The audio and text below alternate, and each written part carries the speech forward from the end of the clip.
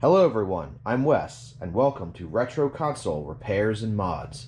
On this channel we give old school consoles and handhelds some TLC, fresh upgrades, and slick mods. If you like what I do, please remember to smash the like button, subscribe to this channel, and share the video with everyone you know. In this episode, we're going to take a look at something I've been wanting to cover for a little while now. I just have never gotten around to it yet. And that is how to refurbish a 72-pin adapter for a regular Nintendo NES. So in order to do this, we're going to need a couple of things. So we're going to need some dental picks. We're going to need a toothbrush, some IPA. We're going to need some DeoxIT. So there's some DeoxIT here. And we're going to need our 72 pins. So there's a couple different methods that I've seen there out there. So there's the boiling method, but the method that I actually like to use is I actually like to use a dental pick, and I like to come through and actually bend the pins back into place. I like to bend the pins up a bit. So the first thing here is, do you have an original 72 pin in your Nintendo? I don't like aftermarket 72 pins. The way that you can tell if you have an aftermarket 72 pin is look on the actual 72 pin, and what you're looking for is a little logo down here in the corner. You probably already see it on the camera here, and it's this little star right here. So if you have that little star on your 72 pin, you actually have an original. If you got your console from DK Oldies or another place that refurbishes consoles, yeah, you might have your original 72 pin, but you very well may not have your original 72 pin. One of the other ways you can tell is if you look at the actual pins that the game attaches to. So not this section down here with the double row of pins, but the section up here with the single row. One of the things you'll notice up here is these pins are forked on the end right here. That is a sign of an original 72 pin. The aftermarket ones here typically have a solid piece of metal here. So the aftermarket 72 pins, okay, whatever. But in my opinion, they don't last as long as these original 72 pins. All right, so on to what you came here for.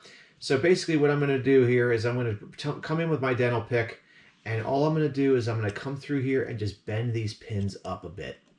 So go through very gently, take your time, try not to bend them too much. So if you look right there, you can see about how much I want to bend these. You can see that this one's back in the original state, and these are bent up. I'm going to go through and do this whole row, and then we're going to move on to the next step.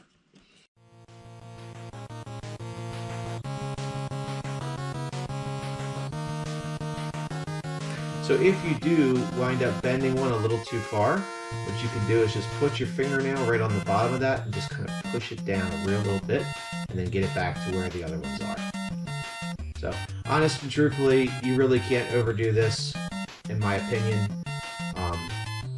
unless you bend it so far you pull it out, and then just be really careful and you can actually get it back in. I've done it a couple times on accident.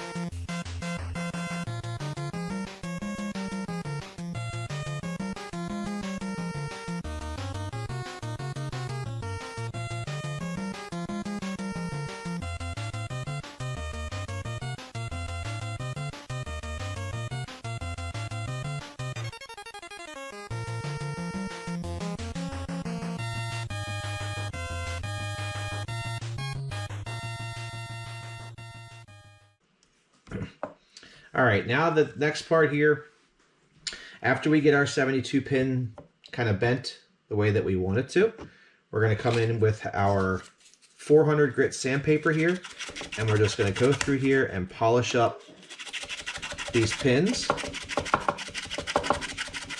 to remove any oxidation or any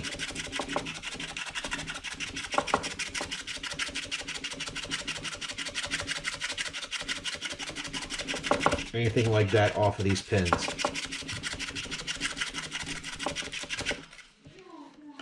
All right, when that's done, we're going to come in with our toothbrush and a little bit of IPA, clean these pins up.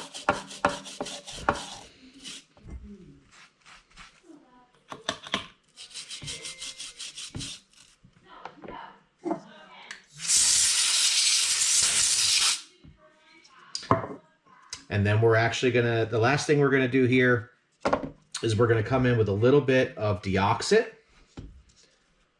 and we're gonna put it right on these pins and just leave it like that. We'll let it run down on the pins here. If it gets on your game, it's not gonna hurt anything. It'll actually clean the pins on your game. So nothing to worry about there. All right. So I'm going to go ahead and get this flipped over to the unit that's sitting on my bench right now, and we'll get it tested out. All right, so here's our test NES. We're going to go ahead and put our control deck test cartridge in here and push this down. As you can see, this NES is not working. We got the blinking light here. Let's see if I can get this thing to actually work. So yeah, there we go. So one of the things about this unit is that the cart slot is super wore out. You can see here it is not taking a whole lot to actually get this in and out. All right, I'm gonna get this thing tore apart real quick and get the new 72 pin in it so you can see what that looks like. So when you're replacing your 72 pin, one of the things I highly encourage that you do is clean this connector back here. So I'm going to go ahead and do that. So to do that, you're just going to use your IPA, clean the top and the bottom. And then one of the other things I would suggest that you do is it's a little bit of DeoxIT. So we're going to go ahead and clean this. Watch out, camera. So we're going to go ahead and clean this top and the bottom. You can see how dirty that is. It's really gross. Got tons and tons of many years of oxidation and just nastiness right here. So there we go.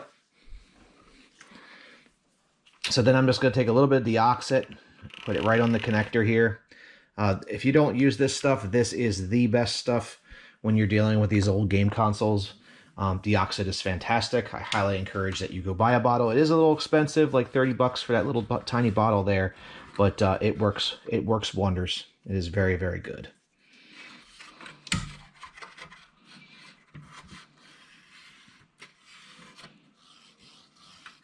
All right, there we go.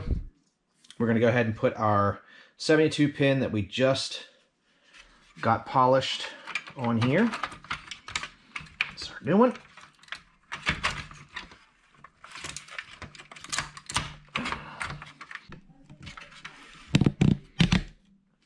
All right, so we are back here.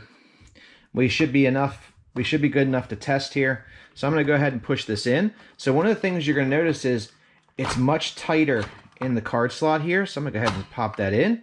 And then the other thing you'll notice is I don't even have to push the game down. So I like this method. I don't like, I don't know. It was something about not pushing the game down is kind of cool to me.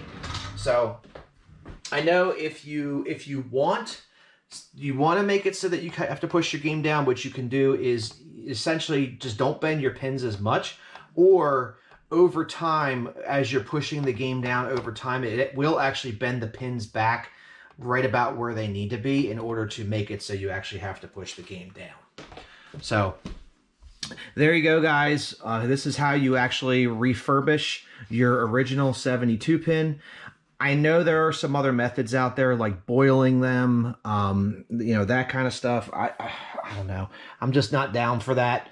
So there you go. This is how I do it. This is how I recommend other people do it. You may agree with it. You may not agree with it. Tell me in the comments what you guys think. So thank you all, and I'll see you the next time.